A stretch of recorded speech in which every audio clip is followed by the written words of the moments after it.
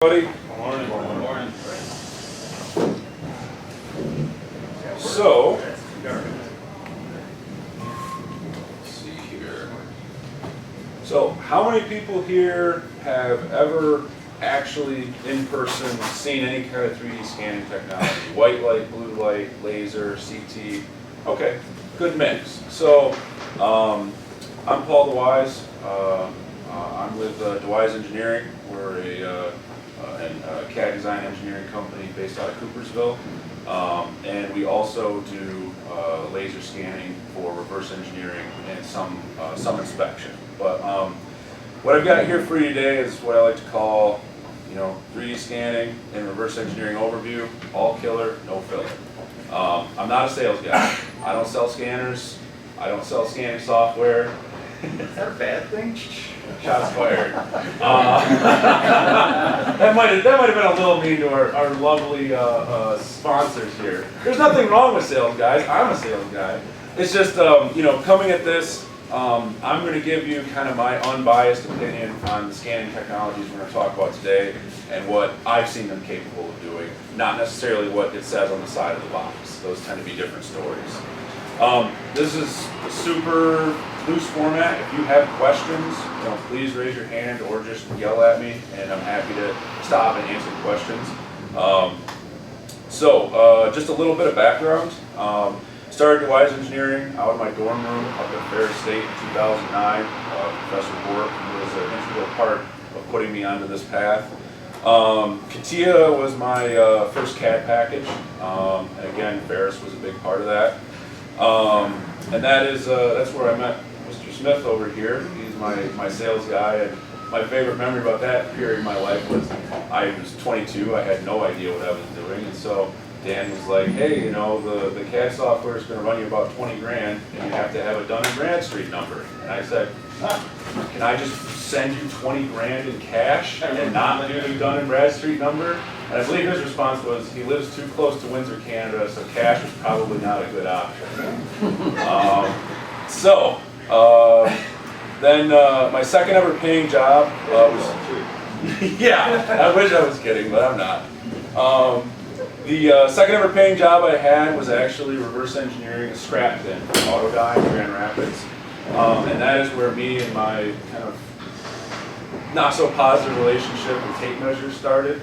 Doing that job, it was just like there has to be a better way. Then in 2012, I got a call from one of my customers. They said, "Hey, we have a sand motor gearbox from a foundry with a little crack." Hey, no problem. We need you to draw it up. Come on in. Their definition of a little crack and my definition of a little crack were radically different. What they had was a shattered gearbox. And so this gearbox would not even fit onto this table right here. So these are very, very large sand motor gearboxes. So after spending about 100 hours with a height gauge and calipers and a granite and all these little pieces trying to somehow accurately get a CAD model back off of this, I just thought to myself, there has to be a better way. And I'd seen some scanning stuff, but I'd never really looked into it. But that kind of drove me to figure out this laser scanning or scanning industry. So then I found out about the Faro arm, and then later that year purchased my first Faro arm. That was a straight just touch probe system, which we'll get into in a little bit later. And then shortly after that, I bought a 3D laser scanning head for it and a seat of Geomagics Designx. So that was 4 years ago, and since then, we've gotten ourselves into all kinds of different applications. Mainly our big customers in this space are agriculture, construction vehicles, and just construction in general, heavy industrial, stamping presses, all that kind of stuff, and then plastic parts, and then a little bit of tool and die. And so here there's just a couple applications. This is a hydroforming die that someone left the part in and just smashed, so we just scan the surfaces there. This is a prototype hydroform tube for a vehicle. I don't even know what this is. They just said they need a model. It's yellow. I'm assuming it's Caterpillar or John Deere. This is a heavy tow truck that needed different gussets put onto it. And the last one is actually a C-frame stamping press that they had to do an alignment on a line bore bar to re-bring in some bearings that got blown up on it. So, getting into the meat, now that I've given you all the filler I promised not to give you. So this is our scanning system overview. We're going to talk about 3 types of technologies today. We're going to talk about CT scanning, blue or white light structure scanning, and Faro, which is probing and laser line scanning. And each of these technologies are quite different from each other. I'm going to kind of go into those in a little more detail. There are tons more types of scanning and probing systems on the market. I'm not going to talk about those. I picked these 3 because they're the 3 that we use day in and day out for our customers, and they cover pretty much every scenario you can imagine, except for some very specialized stuff. Also, these are my opinions based off my experience with these machines. Like I said, I don't sell them, I use them, and as a user, you guys all know this, opinions vary. Some, if you talk to 2 scanning guys, I'm sure they're going to have 2 completely different opinions on a lot of this technology. So this is strictly my opinion. If this is something that interests you, I encourage you to go out and do your own basic research, get your hands on the technology. But this is at least a starting point for you. Oh, that wasn't supposed to happen. Huh. Well, that didn't happen this morning when I did this. That's going to be a real bummer. See, demos aren't that easy, are they? No, they're not.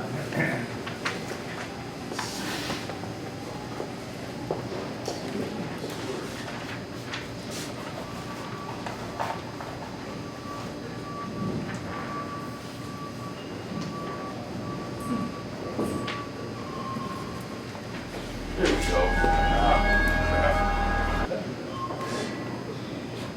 Well, you're going to get a quarter of the video. So I'm going to do a little more describing in this one. The first technology we're going to talk about is CT scanning. So if you've ever had any kind of like x-rays or MRIs, anything like that for broken bone, that's literally what this is. You have a machine, it's a piece of laboratory equipment. The working volumes really vary depending on what your budget is, but the biggest that I've really dealt with is, like I said, the size of about a commercial microwave. You take and place your parts inside of this chamber on a rotary table, and essentially on one side you have a radiation source, you have your part in the middle, and then you have a receiver on the opposite side. Just like an MRI machine, as the part slowly indexes, it's shooting shots through the part and compiling those shots and then mapping those together into a 3D model. CT is really, really cool because if you look like right there in the corner, you can see inside parts. It's amazing. You can take the perfect example that I don't have in my pocket, but if you have your key fob for your car, inside of there, you have a plastic housing, you got some rubber buttons, you got a PCB board with some surface mount componentry inside of there and a battery.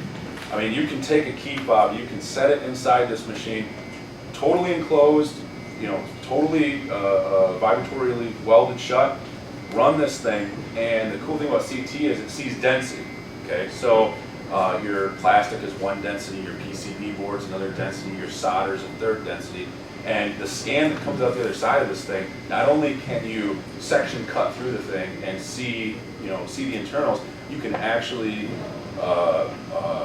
filter the data for density. So you can, you pick a point that you know is solder and you say, show me only this density, and boom, there's all your solder, there's all your traces in the board. It's amazing. And so where this is really handy for us is it's also by far the tightest scan that you can get out there and the cleanest scan. A lot of other technologies, you'll get reflective points out in space. It'll get kind of dirty and sharp corners where you have a bunch of points piled up and then you kind of look through to do your work. With this, it's perfect. The level of detail is absolutely astounding. The one downside is it is not portable. It is a lab instrument. You look at this thing like a traditional gantry CMM. It sits in a lab. You bring the parts to it, and if your part can't fit in it, sorry, you're out of luck. So the facts, I've just kind of done a standard set of facts for each machine to kind of give you some bullet points to compare them. So, and actually right there you can see it's sorting for density on the video. So that's actually a taillight assembly. They're sorting out for density, and they just have the wire harness showing in there. So it is capable of an extreme level of detail. It can see things like dust on your parts, dirt, paint chips, surface finishes. It's amazing what this technology can pick up. It can struggle with thick, dense metal parts. So if you have a block of lead with an internal feature, you're not going to see anything inside of that. Now, die-cast aluminum, where it's got thin walls, or some steel with really thin walls, it can see into that and it can do things with that, but anything dense it struggles with.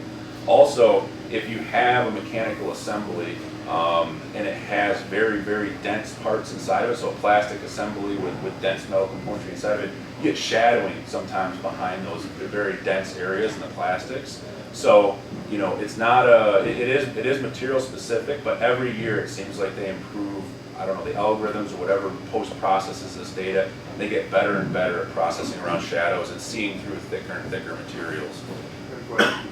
Yeah. So that was a taillight, right? Yeah. How long does it take to spin something like that? Probably inside of a half hour. I mean, it's literally, you walk up, you set the part inside there, you shut the door, you hit cycle start, walk away. And you come back, there's a file sitting there. Now, let's say that you wanted to actually get usable CAD data off of that, that's where the work really starts. Because what these machines spit out is an STL file or a point cloud. So, you don't magically just say like, here's your part, and you bring it into CATIA and it's all beautiful surfaces and it's ready to go to a mold or something like that. You got a lot of post-processing work that has to be done to the CAD, to the point cloud to get it to a CAD file. But if you just wanted a quick 3D printed part that you could have in your hand and play with, you can take data directly from one of these scanners, wrap it as an STL, pump it into a 3D printing machine, and you're off to the races. Let's see here. So data capture rate, to your question, I kind of put it at a medium. That like half hour, 15-minute range. And it's very part and density dependent too. Working envelope, the biggest one that we have access to is a 10-inch diameter work platform, 11.8 inches tall. So, definitely there are bigger ones out there, but the one we have access to, that's the biggest volume that they have in-house. Accuracy, 6/10 all day. Probably can do better than that in certain situations, especially with low density materials. But that's an accuracy that I would feel comfortable standing behind on one of these things without even looking at a part. It's just phenomenal.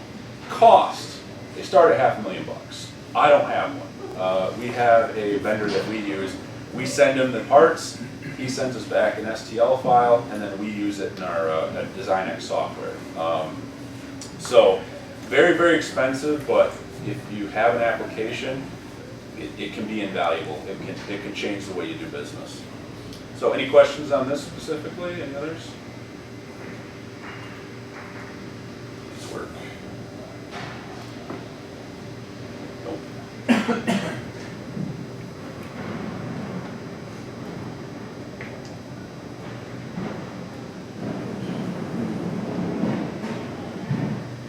Well, I have a really cool video for this, and I'm going to have to bust out this presentation to pull it up. Exit out slideshow mode, it should be.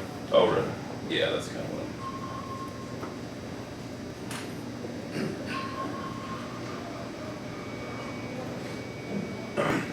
So, next one up is structured light. The best way to think about structured light is it's a camera, okay? But it's more than a camera. It's a camera on one side, and it's essentially a projector, like a conference room projector on the other. They're placed at specific angles to each other. The projector is shooting out patterns of light. A lot of people know this as white light scanning. White light, blue light, it's all light. Blue light does a little bit better for dark blacks and very reflective surfaces. White light, a little older technology, but it's the same thing. This technology, it sits on a tripod. It is portable. You can bring it out in the field. They make hardened versions of it. They make laboratory versions of it as well that aren't as hardened but have a little more capability as far as feature sets go. There we go. So, sits on a tripod, think of it like a camera. You point, shoot, move the camera. Shoot, move the camera. Shoot, and you wind up with tens, hundreds, thousands of screenshots, essentially. And these screenshots are all 3D points in space. And then you use a piece of post-processing software, and it will align all those together. Now, some people use target markers on the part, so it makes alignment a little bit easier. Other people will do manual alignments, but the biggest thing with this is it is definitely capable of extreme resolution and extreme detail. With that though, it's very kind of time consuming and cumbersome to use. It's not a fast technology. It also can be susceptible to lighting situations, so if you bring it outside on a really bright sunny day, there's a strong possibility you'll wash out the pattern and it'll struggle. The facts, so it's capable of a high level of detail on parts. I like to think of details as if I have a 90-degree wall like this, and a half-inch off that wall, I have a small detail that fits inside of like a 50 thou cube on the surface. That detail could be any little bit of shape that you wanted, ball screw threads or holes or anything like that. That's kind of how I give these things ratings, is how small can that little cube be before I start to have points overlapping or reflectivity issues, stuff like that. So I like to say on these, you can easily get down to a 50 thou kind of artifact all day. In certain situations, you could go way lower than that. But that's kind of like a good kind of rule of thumb is, if you've got a 50 thou detail, as long as the camera and the light source can see it, you can capture it. They can struggle with very shiny or very dark parts, and the data capture rate is extremely slow. It's like I said, it's like setting up a camera. Working envelope, how far can your cord reach? How much time do you have? You can capture the whole world if you've got a long enough cord and a battery. But again, it's that very plotting, move it around and you get what you get. Field of view is 145 inches by 104 inches by 59. Again, variable depending on which machine you're using. That's the one that we use. Accuracy, 8/10 all day. Pretty much capable of hitting that. There are situations where it's going to struggle. If you have deep details where it's deep and narrow, where you can't get the camera and the light source to point in there at the same time, it's going to struggle on deep stuff like that. But generally, that's a hittable tolerance. Cost, start at about $75,000. You can get them a little bit cheaper than that, and they can go all the way up to $250,000, $500,000. It's just all about what you're looking for and who you're buying it from. Any questions on this? Let's see what happens here. Yeah. So.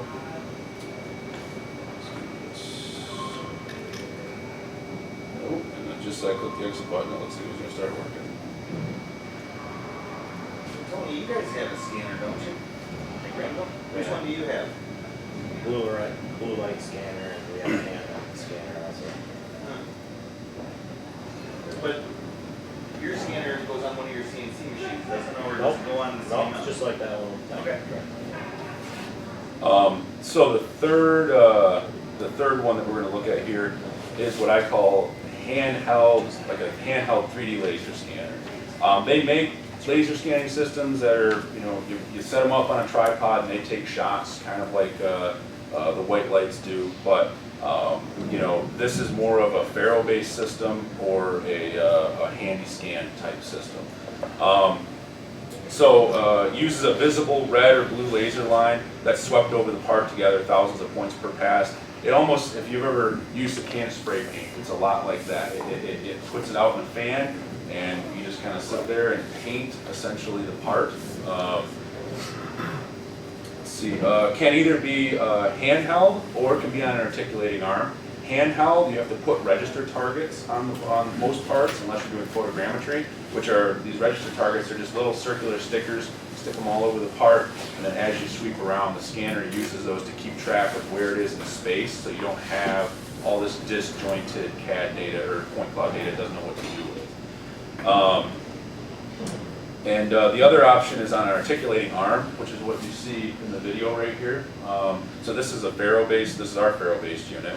The arm essentially tells the scanner where it is in space relative to a known point on the table. So in this case, you don't have to use stickers. The whole scanner is self-aligning. Also, kind of an added bonus of using it on an arm is you get a probe point with it. The probe point allows you to very easily probe holes because the laser scanner has the same issue that the white light scanner has. If your laser source and your camera are at angles of each other, you might be able to get a laser down into the hole, but the camera can't see it, or vice versa. So a probe allows you to get down into holes in tight areas and probe those smaller features that you're going to struggle with. The facts, capable of like medium detail on parts. So what does that really mean? If you give me a nice, big injection mold with big surfaces and stuff like that, I'm going to be able to get those surfaces no problem. It's very easy to do that. They'll be very accurate.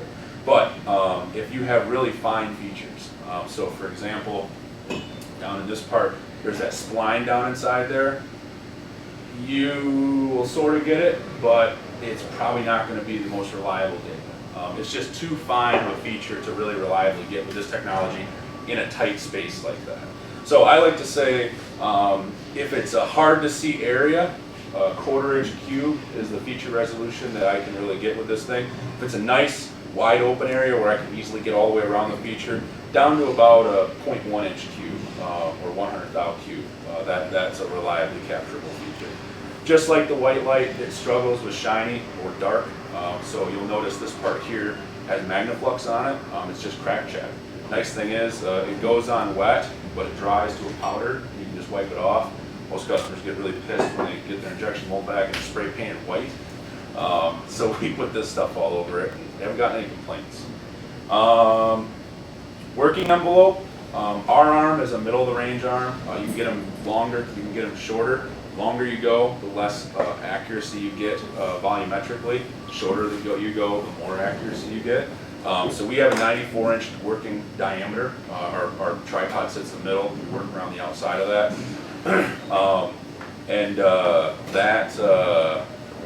That can be jumped up by using calibration cones to kind of leapfrog the machine around. So accuracy on scanning, plus or minus 2.5 thousandths. That is the stated accuracy I give all my customers. I can hit that all day. Faro will tell you it'll do a lot better than that. In my experience, I don't buy off on what they're selling as far as tolerance goes. This is based off of my experience. Probing, you're definitely doing better than that. About 1,000/7 in accuracy. So significantly better, but still they'll tell you it'll do 5/10. It will not do 5/10. Cost, you can get them used for starting probably around 20 grand. You can spend up to $150,000 on them.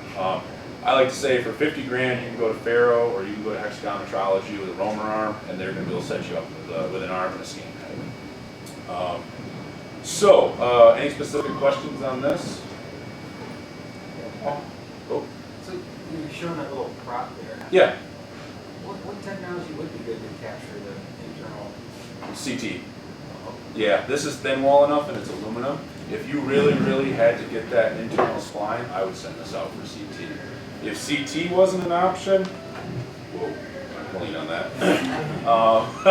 If CT wasn't an option, probably getting in there with a CMM with a really, really fine crystal on the end of it and just beeping the gear teeth to get it that way. CMM is still a great option. Traditional gantry CMM machine, They're just unbelievably accurate, and you know, you get them really, really fine crystals on the end of them, and you can get a lot of detail. It's just, you know, you get a single row of points that essentially shows you the gear tooth. So it's really good for a gear tooth, but for any kind of surfaces, you know, you're just going to be banging just tons and tons and tons of points, and then, you know, you take a ton of time to do it, and then it's not nearly as dense as like a laser scan would be. So that's where CMM starts to fall apart, is, in my opinion, capturing big, broad surfaces. But for fine detail like that, you can do it all day. Okay. So, let's see if any of this works.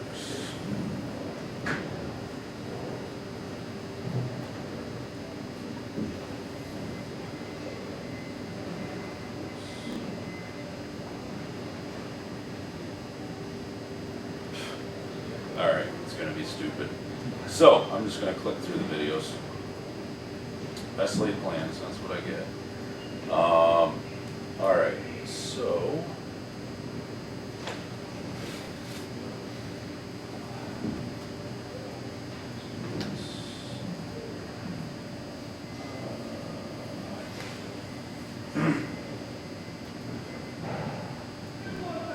Okay, so this part, this is what I was going to scan for you today. I was going to do a live scan of this prop. Unfortunately, the scanner's not here. So I sat down and filmed it for you instead. So real quick, literally set up the arm, calibrate, start scanning. And you'll see I go through and just kind of move around. Another thing with arms, they're very physically demanding to run. I am not much of a physical kind of guy, so it will really kick my butt. But you know, if you run one of these for 8 or 10 hours a day, your back hurts, your arms are sore because it's heavy. You're fighting against internal springs the entire time. So you're always fighting against the springs of the arm to get it where you want it, because it always wants to go back home. So just kind of working around, and you can see me kind of angling and looking and trying to get up underneath the thing, because you know the laser can't see it, and the camera can, or vice versa. So checking the scan, now I'm going to flip the part, and I'm going to do the opposite side surfaces that maybe had holes or that I'm not quite sure I got enough detail.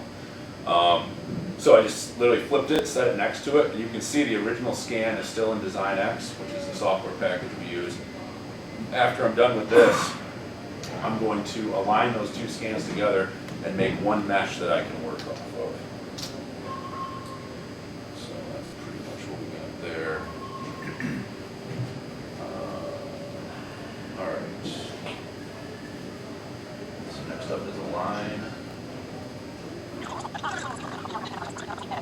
So now what I'm doing is I'm in Design X, and I'm taking those two scans, cleaning up artifacting from the fixturing that I was using that's floating inside it. I don't want to affect my align, and pretty much selecting the two. And you'll see me picking a couple of points on there in the software. So I go to a known area, and I kind of pick a known area on one and a known area on the other. It'll do that about 3 times, and they kind of snap together, and then they'll do a global align, and essentially you help it get the first guess, and then the computer takes it from there and gets you a good, tight, accurate alignment.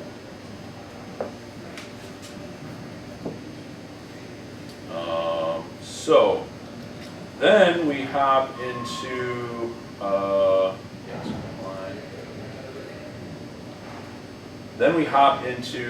actually taking and meshing the points, because up to this point they were just points floating in space.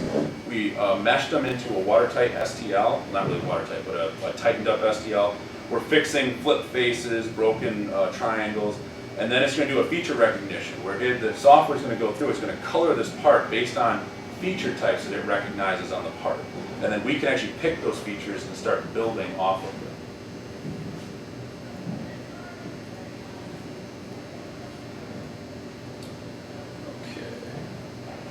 So you'll see here I have a sketch, and I'm actually sketching on the scan data itself. You drop a section cut through the scan data and actually pick points based off of the scan data, and that's how I start to sketch out that core. I'm going to do a revolve of the core of this to get my starting geometry. So that's sketching it out right there. Then we have to surface the blades. So this is just kind of a quick and dirty. I didn't take a lot of time on this scan.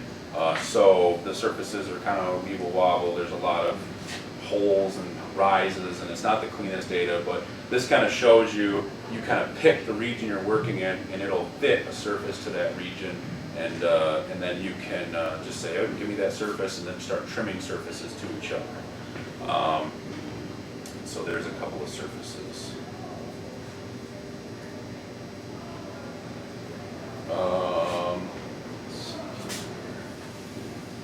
So then at that point, we've got the blade kind of surfaced together there. Throw in some fillets around the outside of it to kind of blend the blade into the geometry.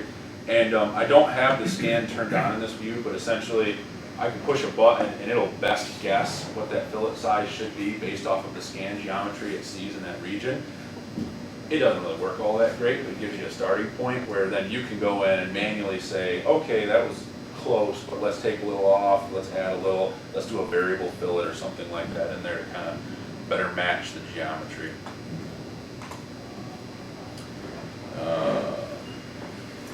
So now we have accuracy analyzer turned on.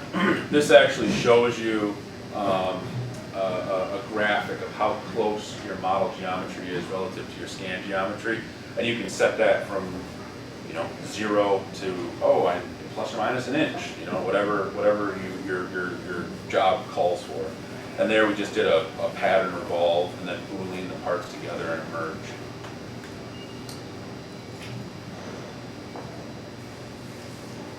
And then the final step is just kind of a quality check.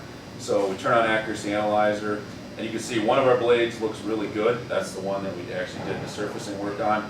The other two have, the high spots would be yellow, low spots would be blue. I think we're set to plus or minus 10 thou on this. I got this from my engineering manager. It was in his jet ski, and he said a rock went through it. So I'm not terribly surprised that some of these blades maybe don't match as well as they should to each other. And really, that's the biggest thing with reverse engineering is you almost never get a clean part. Like it's always like, oh, here's a gearbox and a key went through the gear.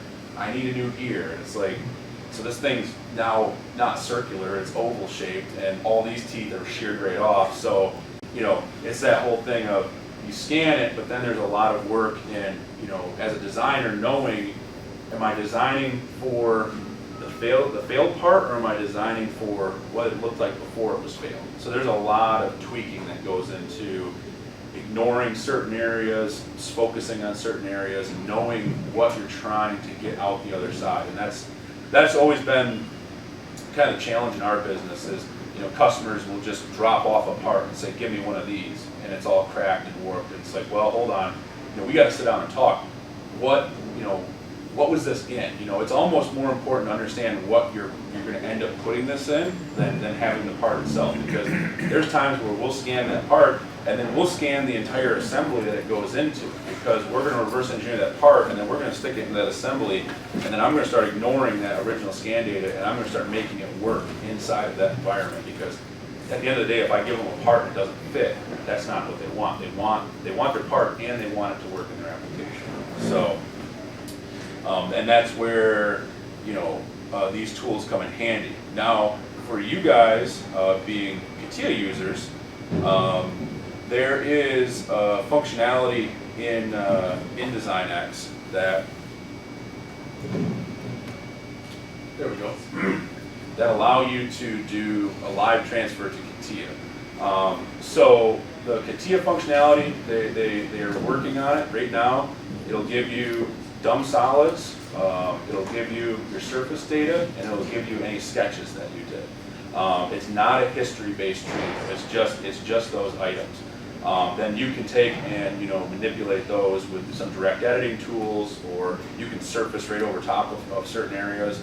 And that's, I think, what Jason's going to be showing you a lot more of, is what tools are in CATIA where you could take actually raw scan data, bring it in, and just skip the whole DesignX process, do it right inside in your CATIA environment.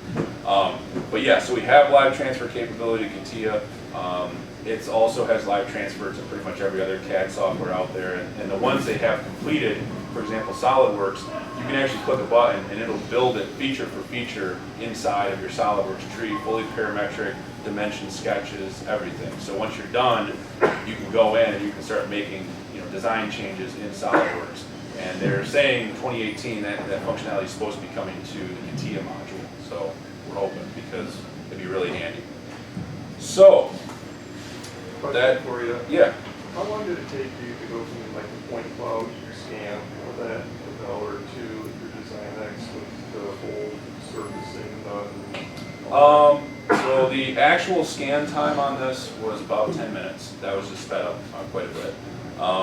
And then once we had it into Design X, we had probably 3 hours into getting this. Now, if this was a customer part, I would have slowed down and taken my time and done things a little bit better.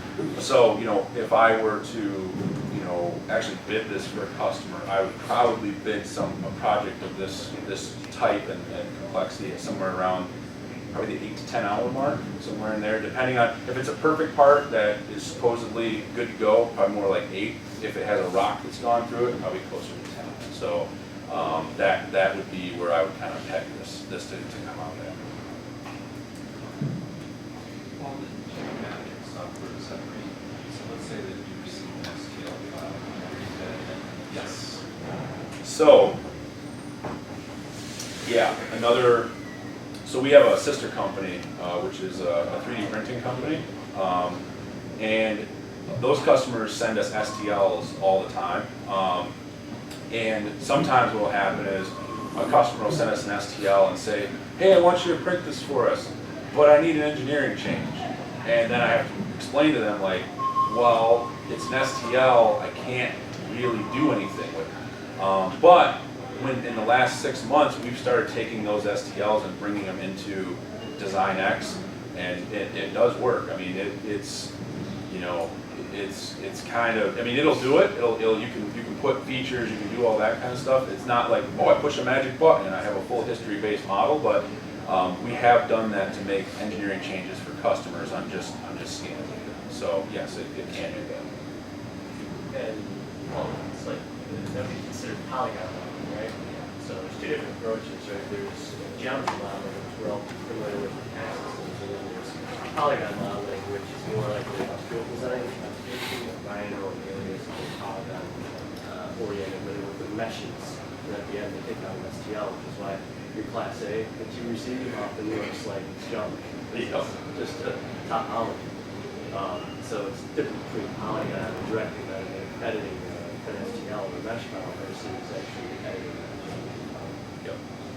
Yep, absolutely. That's a good point. And a lot of times, if a customer just wanted something like this, and they said, oh, we just want a 3D printed model, to your question, I could bring it in, push auto wrap, and in 5 minutes I could have a surface body, and then just surface the top closed, surface the bottom closed, and here you go. Here's a watertight model that you can 3D print. You're not going to do much else with it, but you can 3D print it, or potentially bring it into, I don't want to put words in his mouth, I don't know what you're going to show, but you could bring it into CATIA and you could build off of that STL in CATIA.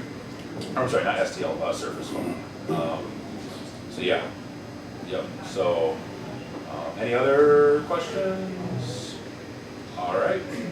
Oh. So, it's a little bit off topic, but for like looking at YouTube kind of stuff, I see people using Xbox. Have you seen those kind of? I'm sure you have. I know you're into looking at those. I have a funny story about that. We have a customer in Muskegon. They make composite manhole covers. That is their business. And these composite manhole covers, they sell them to all the big municipalities. So LA County, New York City, Chicago, and it seems like there's been no standardization in the manhole industry ever. You'd like, oh, it's a round hole, right? No, wrong. It's a round hole that could be anywhere from 4 feet in diameter to 12 inches in diameter, and it could have many different kinds of rings and stuff underneath of it for locking features for anti-theft. And so this customer came to us and said, our salespeople are terrible at using the tape measure. They always get the hole sizes wrong. They get the lip depths wrong. What can we do with laser scanning?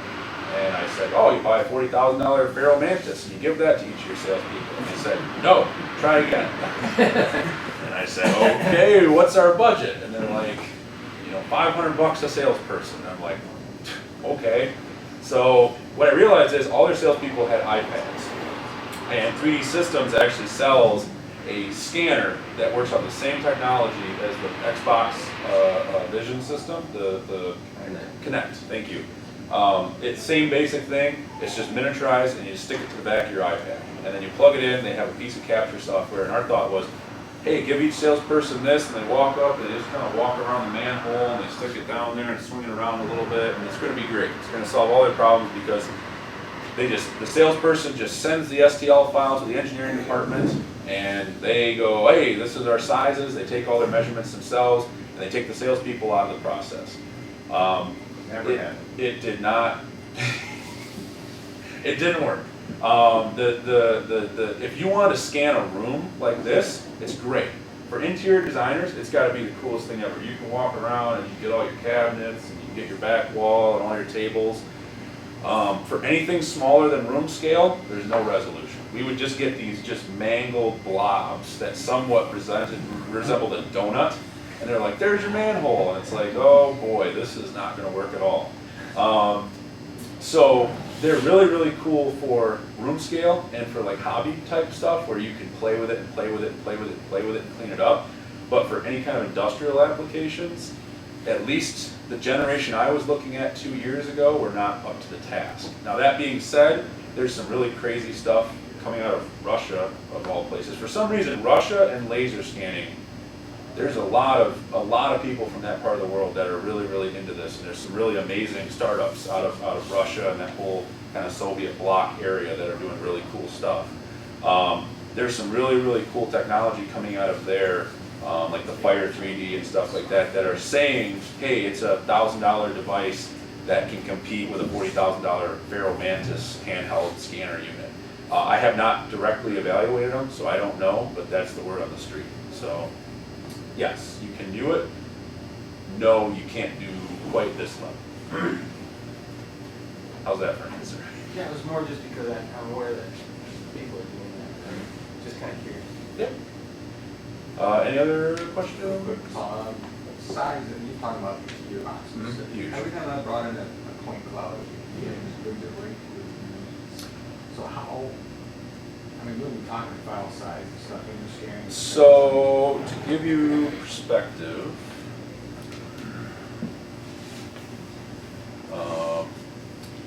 we're doing an inspection. We're doing an inspection job right now. Actually, we just got the Faro back from it, and I was just looking.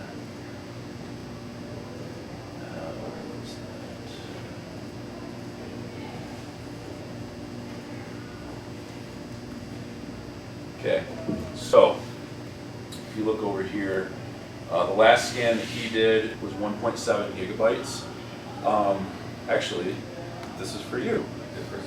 I don't know who the end, I'm going through my customer. So it's a wheel, one of your wheel fixtures, and the urethane pore in the center of it, scanning that pushes it up to about 1.7 gigabytes per file size. So yeah, so, and that's, what, probably about that big around. So 3D scan data will crush a computer. So what we have is, we have a couple big, just pretty much went on Amazon, I went like, what is the most expensive part I can buy in every one of these categories, and we put it all into one computer. And even that, it gets taken to its knees, because really, even that isn't much scan data when you're doing something big. Like these gearboxes, we'll get 3, 4, 5 gigabyte point cloud files. So the first thing we do, we bring it in and we decimate the point structure. So what that does is we say, let's do a 25% decimation. So it'll go through and it'll knock out 25% of your points off the top. It'll say, here's 4 points.